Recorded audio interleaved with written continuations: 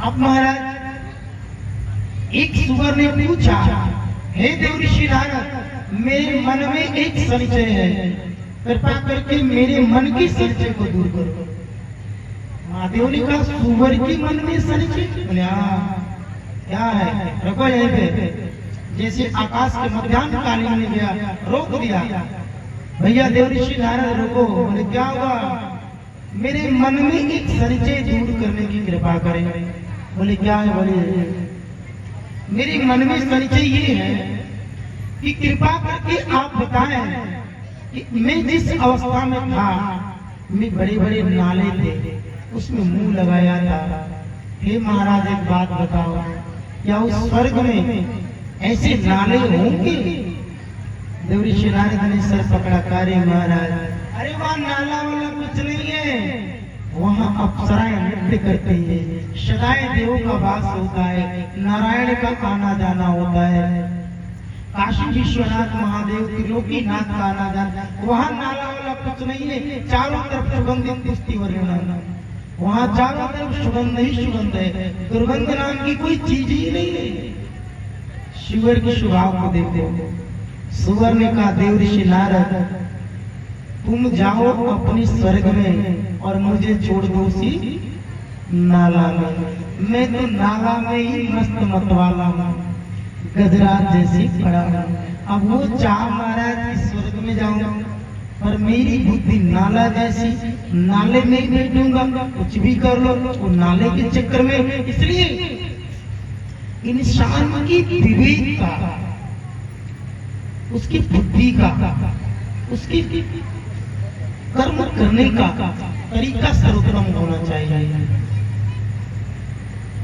अरे महाराज बैठ जाते, अरे हो आओ। अब आइए शिव महापुराण के प्रसंग को याद करें। कल जैसा आपने सुना, महादेव की कृपा से निधि जो थे ब्राह्मण के पुत्र, शिव महापुराण की कथा सुनने मात्र से उनका कल्याण हो गया। तब ब्रह्मा जी कह रहे हैं, हे नारद, ब्रह्मा जी कह रहे नारद जी को, हे नारद, वाराणसी चित्राणतीश ब्रह्माष्टि देवाया त्रिकाल शत्रु नारायण शिक्षित हो नारायण प्रदच्य रूपम संभवानी योगेश्वर। हे देवऋषि नारद, एक काशी क्षेत्र है जहाँ बाबा भोलेनाथ की त्रिशूल की नोक पर टिका। उसी काशी क्षेत्र में एक समय के बाद सनत कुमार चारों ऋषियों ने वहां अपने मन को वांछित टिका करके बाबा विश्वनाथ के भजन कर रहे थे। तभी उनके चरणों की दृढ़ता को स्पर्श जल ने जैसे किया, वहां पे बाबा भोलेनाथ स्वयं प्रकट हो गए। बोले काशी विश्वनाथ की जय हो। जैसे बाबा भोलेनाथ ने प्रकट हुए तो बाबा भोलेनाथ ने कहा, हे शनक कुमारों ने, आप बताओ मैं आपके लिए क्या कर सकता हूँ? शनकादिक ने कहा, कुछ मत करिए महादेव, बस आप एक मार्ग बता दीजिए कि जब ये पूरा संसार ही जलमग्न हो जाएगा तो इस संसार का क्या होगा? तो महादेव ने कहा, हे शनकादिक ऋषि, जब ये पूरा संसार ही जलमग्न हो जाएगा तो मैं आपको एक कथा सुना रहा हूं, आप सुनो। जब ये पूरा संसार ही जलमग्न हो जाएगा तो केवल मैं ही अपने आत्म स्वरूप से विराजमान हूं और मेरे ही चरणों का प्रतिछालन करके, मेरे ही चरणों का प्रतिछालन करके उसमें से नारायण का प्रकट होगा। और जब नारायण का प्राकट्य होगा तो नारायण के नाभि से कमल होगा और कमल से ब्रह्मा होंगे और ब्रह्मा ने ही इस पूरी सृष्टि का सर्जन करेंगे। ये कब हुआ? बोले जिस युग में हम जी रहे हैं इससे पहले की कथा है। अब सोचो, इससे पहले की ये कथा है, ये हो चुका है कथा। ये वेद व्यास जी कह रहे हैं कि ऐसा ब्रह्मा जी अपने पुत्र देवऋषि नारद को कथा सुना रहे हैं। हे देवऋषि नारद, एक समय होगा कि जिस समय नारायण के नाभि से कमल होगा, और नारायण का प्राकट्य कहां से होगा? बोले शल्कादिकों ने जब महादेव के चरणों को प्रतिक्षालन करेंगे तो महादेव के चरणों की जो रज निकलेगी, उनकी रज से महादेव का रज जो निकलेगा, उसी रज से नारायण का प्राकट्य होगा। तो उसमें देवऋषि नारद ने पूछा कि हे पितामह, एक बात बताइए, मेरे मन में एक संशय है। आप कह रहे नारायण निकलेंगे, लेकिन एक बात मुझे बता दीजिए कि महादेव शंभु काशी विश्वनाथ उत्तम है कि नारायण है?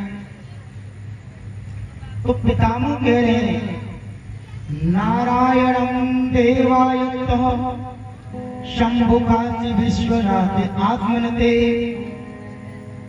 हे नारद, नारायण के गुरु शंभु हैं और शंभु के गुरु, सुनिए, नारायण के गुरु शंभु हैं और शंभु के गुरु नारायण हैं। तो एक बात बताओ, हे पुत्र देवऋषि नारद,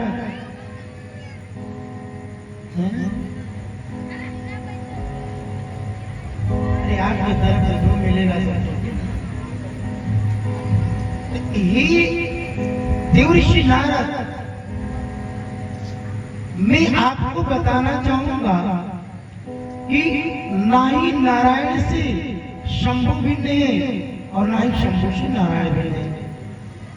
तब कह रहे देवऋषि नारद कि हे प्रभु, हे मेरे पितामह, कृपा करके बताइए, मेरे मन में संदेह है, क्या नारायण ही शंभु है और शंभु ही नारायण है? उन्होंने कहा जी सत्य यही है। बोले कौन?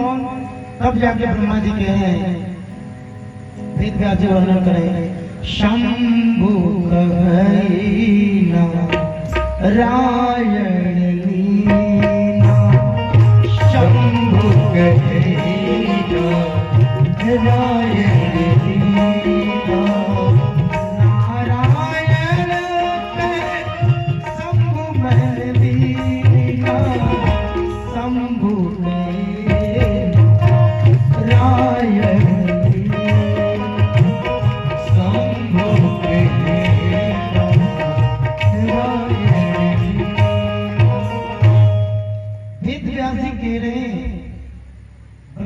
अपने मुखार बंधु से वर्णन कर रहे हैं। ऐसा वेद व्यास जी कह रहे हैं कि हे नारद, नारायण ही शंभु और शंभु नारायण है। इसका मतलब कि दोनों ही एक ही हैं। उनकी लीलाओं का वर्णन करना है, इसलिए अपने रूपों को अनेकों भाव में प्रकट करते हैं। तो मेरे प्यारे, नारायण के नाम से कमल, कमल से ब्रह्मा, ब्रह्मा के पंचमुख था।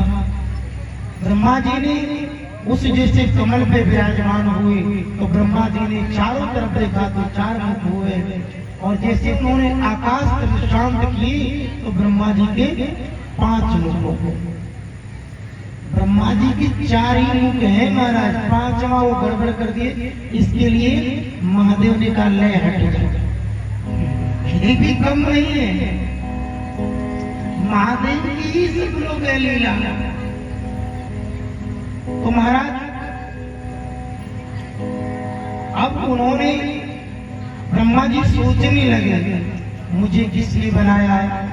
फिर वो नाभि में जा रहे हैं, कमल के डंडी में जा रहे हैं और डंडी से वापस आ रहे हैं, पर उनको समझ में नहीं आ रहा कि मैं क्या करूं। जब उनको नहीं समझ में आया तो जिस कमल पे विराजमान थे ब्रह्मा जी, उस कमल की पंखुड़ियां उस पानी से टकराती थी और वापस चली जाती थी हवाओं के स्रोत से। तो उस पंखुड़ियों से जो जल गिरता था, टप टप टप टप टप करने की आवाज आ रही थी। तो ब्रह्मा जी को लगा कि मुझे तपस्या करना चाहिए। तो ब्रह्मा जी ने हजारों वर्ष तक तपस्या किए। तो उनको प्रत्यक्ष रूप में भगवान नारायण दर्शन दिए। और जब दर्शन दिए तो ब्रह्मा जी ने पूछा, हे नाथ आप कौन हैं? तो भगवान नारायण ने कहे, मुझे यज्ञ तत्र सर्वत्र कहते हैं, मैं ही भगवान नारायण हूं। तो प्रभु मैं क्या करूं, मुझे आदेश क्या है? बोले आपका नाम ब्रह्मा है, आप ब्रह्म हैं, आप इस पृथ्वी का सृजन करिए।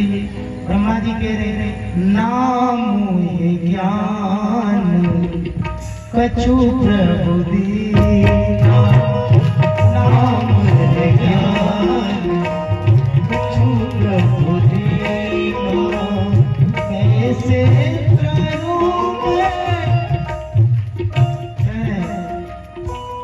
कैसे करूं मैं सत्य ज्ञान देना। ब्रह्मा जी कह रहे हैं, प्रभु ना मेरे पास विवेक है, ना ज्ञान है, ना शक्ति, मैं कैसे कर सकता हूँ, कुछ भी संभव नहीं है। तो उसके बाद भगवान नारायण ने कहा, महादेव का वही रूपों का एक बहुत सुंदर आकार बनाना। तो ब्रह्मा जी ने जब उस रूप को देखा तो उसमें से एक तेज निकला। तो नारायण कहने लगे कि हे ब्रह्मा जी, ये जो रूप है ये महादेव है, और मैं आपको आशीर्वाद देता हूं कि आप चारों वेदों का ज्ञाता होंगे। और झट से ब्रह्मा जी के अंदर चारों वेद कंठास हो गए। और जब एक दृष्टि मात्र से महादेव और नारायण देखे तो ब्रह्मा जी ने यज्ञ तत्व सर्वत्र ज्ञान का भंडार, अथाह शक्ति अथाह ज्ञान हो गया। अब ब्रह्मा जी को ज्यादा पूछना नहीं पड़ा कि महादेव अब क्या करना है। अब तो वो स्वयं कहने लगे, हे शंभु महादेव, हे शंभु महादेव, मैं सब जानूं, शंभु महादेव, मैं सब जानूं।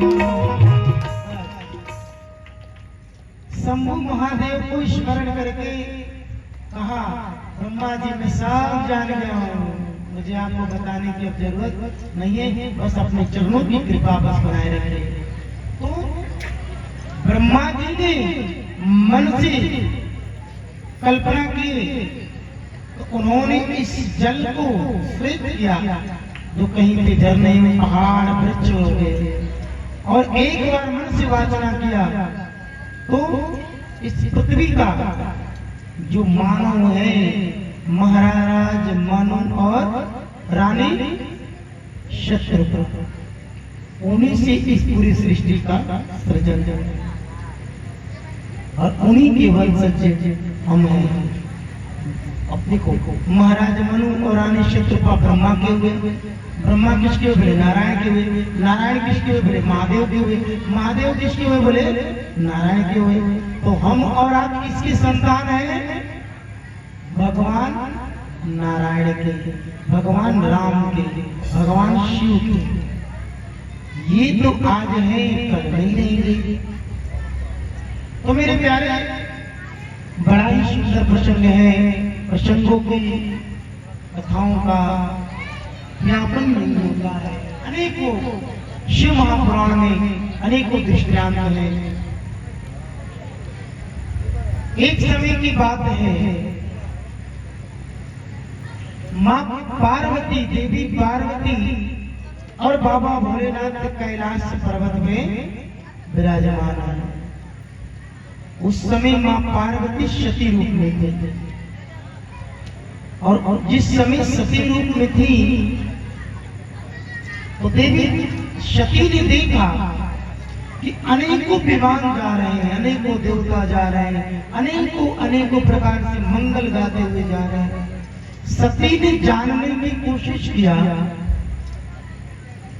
कि कौन है, कहां जा रहे हैं। तो उनको देवताओं ने कहा कि हे देवी सती, कि आपको ये नहीं पता है कि आपके पिता दक्ष ने बहुत बड़ा यज्ञ करा रहे हैं। नहीं, मुझे तो पता नहीं है। अब सती जी को लगा कि मेरे पिताजी यज्ञ करा रहे हैं और मुझे नहीं बुलाया। सती जी के मन में ये भाव जगा कि हैं तो मेरे पिता, सब कार्य में व्यस्त हो गए होंगे, चलो क्या होगा महाराज, चले जाएंगे।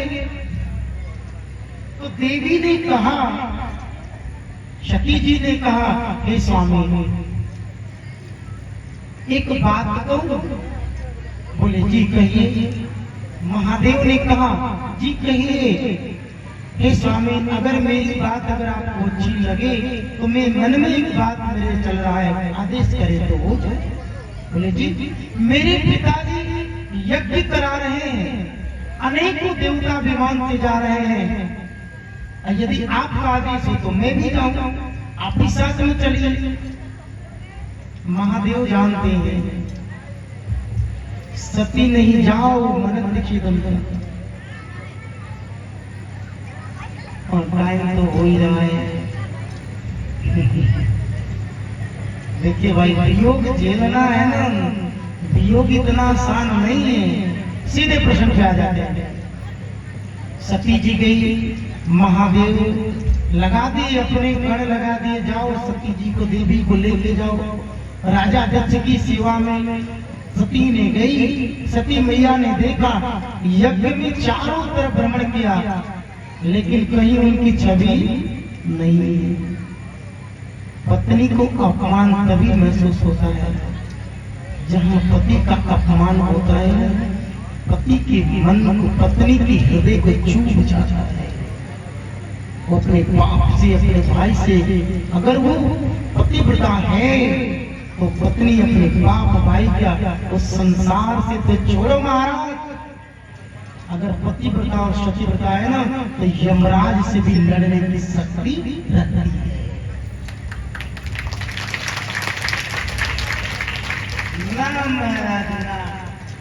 क्योंकि आपने अच्छा बात कह दिया तो काहे को कलाई में दर्द हो जाएगा। ले सुन, ऐसी सतीव्रता नहीं कहते। शास्त्र उठा करके देखो, यमराज से लड़ गई, इसके बोले चरित्र पर है सती जी।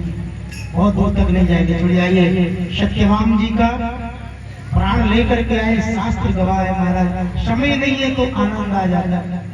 ठीक है, सती जी गई, देखे कि मेरी सारी देवता बैठे हैं, लेकिन मेरे महादेव का कहीं वहां पे स्थान नहीं है। देवी के मन को चूकने लगा। देवी ने कहा माता जी से, माँ मेरे स्वामी का कहीं भी प्रदर्शित नहीं है, क्यों? सारे देवता यहाँ पर विराजमान है, लेकिन मेरे स्वामी का स्थान क्यों नहीं है? माँ ने कह दिया, तुम तो जानती हो तुम्हारे पिता ऐसे दुष्ट, आहुति चल रही है, हवन कुंड में आहुति दी जा रही है। सती बेचैन हो गई, सारी दुनिया मेरे सामने रहने के बाद क्या, जब मेरा पति नहीं है तो सारा दुनिया फीका है। सती ने कहा, हे स्वामी ये अपमान ये सती न सहे, प्राण त्याग देगी। और जैसे जाकर के उस सती ने पूछा अपने पिता से, पिताजी आपने सभी देवताओं का आह्वान किया है, लेकिन मेरे पति का क्यों नहीं किया? सती की अपशब्द बातों का उन्होंने न जाने कैसे कैसे अपशब्द बात बोलने लगे। अरे वो ढोंगी है, वो अवगरदानी है, क्या क्या है, कौन उसको बुलाएगा? और तुमको किसने बुलाया? जब उसने सती ने जब सुना इतना अपमान, तो सती ने कहा, अपने दोनों कानों को, श्रवणों को बंद करके कहा, चाहे कुछ भी हो जाए लेकिन अपने पति का अपमान में बर्दाश्त नहीं कर सकता, चाहे जो कुछ हो जाए, प्राण ही क्यों न निकल जाए। सती ने खड़ी हो गई और कहा, चाहे मैं दीव जान मरूंगा, प्राण दे दूंगा यहीं पे, लेकिन हे दीनानाथ अपने पति की अपमान में सह नहीं सकता। बारिश देश की नारियां कैसी आपकी सत्यता है, शब्दों में बयान नहीं किया जा सकता। वाह, कितनी बड़ी आप पतिव्रता है। दास न कुछ भी कहूं मैं आपसे, स्वामी स्वामी मैं हूँ अपराधी तुम्हारे। हे स्वामी, मैं बहुत बड़ा अपराध कर रहा हूँ, आज हमारे जीवन में बहुत बड़ा अपराध हो गया। क्या? बोले आपका अपमान जो शायर सुना, अब मैं अपने प्राणों को परित्याग कर दूंगा। सती ने एक क्षण देरी नहीं किया, सिर्फ अपने पति की अपमानता बिना सुने, बिना समझे, बिना कुछ भी बोले कहा कि ये शरीर यही जल जाएगा, अपने पति का मैंने अपमान सह नहीं पाऊंगा।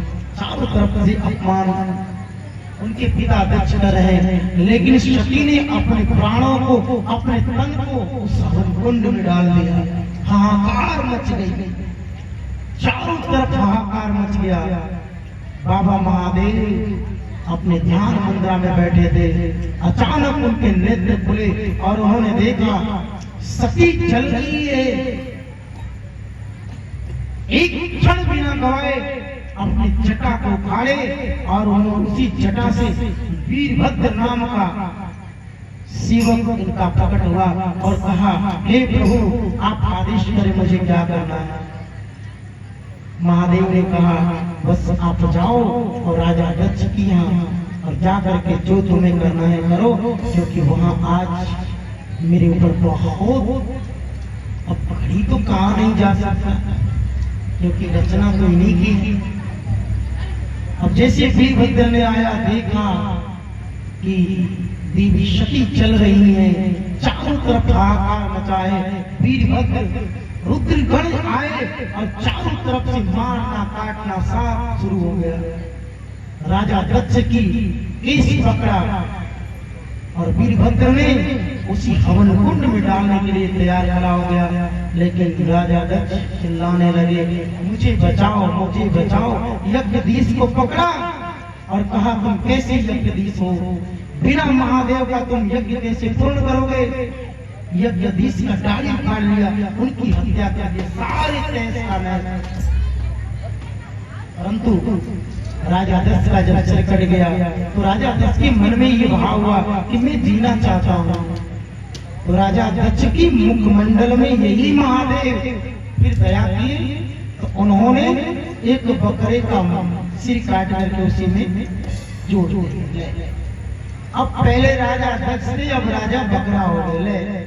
चिल्ला प्रसंग को जल्दी जल्दी ले जाएंगे। तो मेरे प्यारे देखिए, कहते हैं ना, चार जगह बिना ही बुलावे जाओ, ये पहले था अब नहीं है। जिसे कहते हैं ना, पिता के यहाँ मित्र के यहाँ सदगुरु के स्वामी, इन लोगों के यहाँ बिना बुलावे जाओ, लेकिन अब संभव नहीं है। क्या आएंगे दो भाई आपस में लड़ते, बहन क्या आएगी, भैया मेरे राखी का होने वाला है, भैया क्या निभाएगा, वो लेके चला गया, वो भी राखी बंधवाना। जब वो भैया की आई श्रीमती जी तो देखी ऐसे ही तो मुंह फुला ले गई, इतना